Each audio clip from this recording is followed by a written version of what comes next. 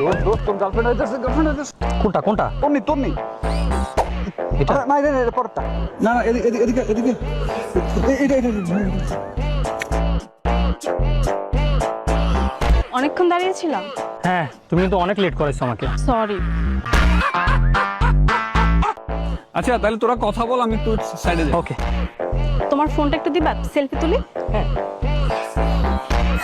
Message কর ওকে।